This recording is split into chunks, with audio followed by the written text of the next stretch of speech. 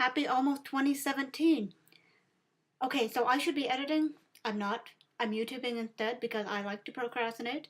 And because after yesterday's fiasco, I really wanted to sit down, or, well, stand up, I guess, and tell you why I'm going to be self publishing the Spirit Catchers rather than going with my publisher, who is amazing, but unfortunately they already have their hands full with my series. And I don't want to do this to them. I don't want to throw two books at them at the same time, which I will, because that's just what I do. Anyway, we're going to get started here. Okay, so why self-publishing for the Spirit Catchers? The first reason is because it's a mixed genre story. A little while ago there was some discussion over whether or not this was actually urban fantasy, and from what I gather from my personal research, because that's what you do when you're a self-publisher, you do your own research, but anyway, this is not urban fantasy. It could potentially be portal fantasy, but I don't know.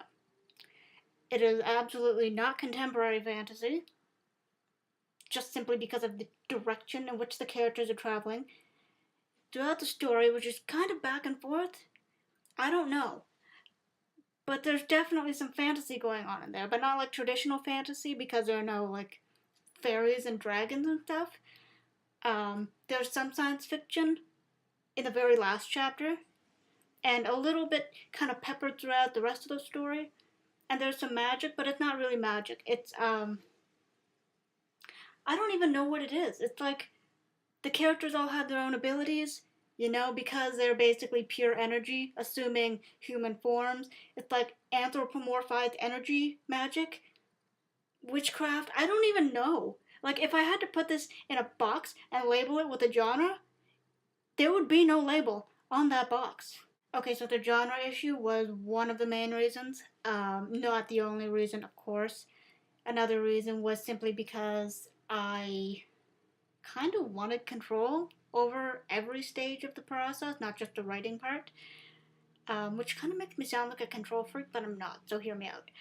When I say I wanted control, I mean I wanted to hire the editors that I wanted to hire, and I wanted to hire the illustrators and the cover designers that I wanted to hire. Right? I didn't want to go with the in-house editors and the in-house designers and the in-house beta readers and all the in-house people, because the thing about traditional publishing houses is that they all have their own unique style.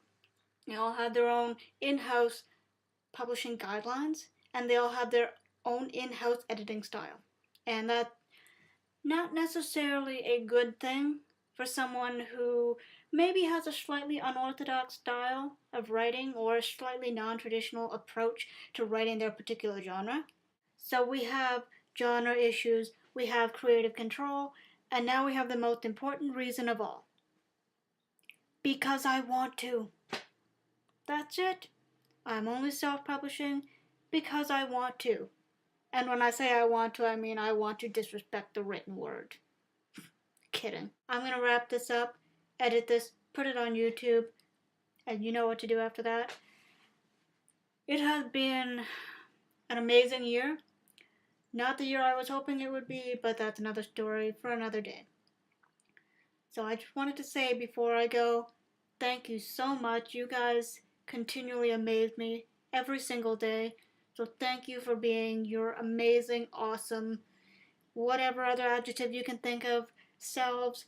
I will see you in the new year, and I cannot wait. Oh my god, I am so excited to see what 2017 brings for our community. Be you, be real. I will see you in 2017.